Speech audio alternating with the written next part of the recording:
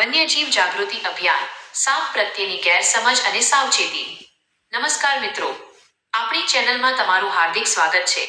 અત્યારે શિયાળાની ઋતુ ચાલી રહી છે અને આપણે જોઈએ છીએ કે ઠંડીથી બચવા અથવા ખોરાકની શોધમાં અલગ અલગ પ્રજાતિના સાપ રહેણાંક વિસ્તારોમાં આવી ચઢે છે.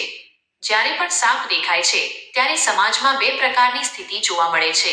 એક, ડર અને બીજી અંધશ્રદ્ધા. આજે આપણે આ બંનેને દૂર કરવા વિશે વિગતવાર વાત કરીશું. એક, સાપ વિશેની સૌથી મોટી ગેરસમજ. લોકોમાં એવી માન્યતા ઘર કરી ગઈ છે કે સાપ જોવે એટલે તે કરડશે જ અને માણસ મરી જ જશે. આ વાત પાયા વિહોણી છે. ઝેરી વિરુદ્ધ બિનઝેરી. ભારતમાં જોવા મળતી સાપની મોટા ભાગની પ્રજાતિઓ બિનઝેરી છે. કોબ્રા, નાગ વિશે સત્ય. કોબ્રા નિઃશંકપણે ઝેરી સાપ છે, પરંતુ તે ક્યારેય માણસને શિકાર માનતો નથી. તે માત્ર ત્યારે જ ડંખ મારે છે જ્યારે તેને લાગે કે તેનો જીવ જોખમમાં છે. 2. સાપ કેમ કરડે છે? The reality check. સાપ આપણો દુશ્મન નથી, તે મનુષ્યોથી ખૂબ જ ડરે છે. તમે જોયું હશે કે સાપ હંમેશા સંતાવાનો પ્રયત્ન કરે છે. સાપ ત્યારે જ ડંખ મારે છે જ્યારે કોઈ તેના પર ભૂલથી પગ મૂકે, કોઈ લાકડી કે પથ્થરથી તેને મારવાનો પ્રયત્ન કરે, કોઈ અણસમજમાં તેને પકડવાની કોશિશ કરે. જો આપણે તેને ડિસ્ટર્બ ન કરીએ તો તે શાંતિથી પોતાનો રસ્તો કરી લે છે.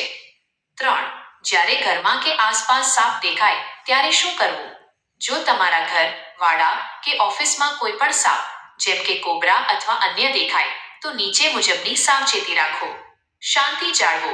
બૂમાબૂમ કરવાથી સાપ ગભરાઈને ક્યાંક છુપાઈ જશે, જે બાદમાં જોખમી બની શકે. અંતર જાળવો. સાપથી ઓછામાં ઓછું 5 થી 10 ફૂટનું અંતર રાખો. બાળકોની સુરક્ષા. બાળકોને તાત્કાલિક તે રૂમ કે જગ્યાએથી દૂર કરી દો. નજર રાખો. સાપ ક્યાં જાય છે તેના પર દૂરથી નજર રાખો, જેથી રેસ્ક્યુ કરનારને તેને શોધવામાં સરળતા રહે. 4. નિષ્ણાતની મદદ લો. તાત્કાલિક સંપર્ક. સાપને મારવો એ ગુનો પણ છે અને જોખમી પણ. સાપને સુરક્ષિત રીતે પકડવા માટે હંમેશા પ્રોફેશનલ સ્નેક રેસ્ક્યુઅરની જ મદદ લેવી જોઈએ. અમારા વિસ્તારના જાણીતા અને અનુભવી સ્નેક રેસ્ક્યુઅરનો સંપર્ક નીચે મુજબ છે. રેસ્ક્યુઅરનું નામ પ્રહલાદ પ્રજાપતિ. Mobile number 9974863663. જો તમને ક્યાંય પણ સાપ હેરાન પરેશાન કરતો જોવા મળે તો તરત જ પ્રહલાદભાઈનો સંપર્ક કરો. તેઓ સાપને કોઈ પણ નુકસાન પહોંચાડ્યા વગર સુરક્ષિત રીતે પકડીને કુદરતી વાતાવરણમાં જંગલમાં મુક્ત કરી દેશે. નિષ્કર્ષ અને અપીલ.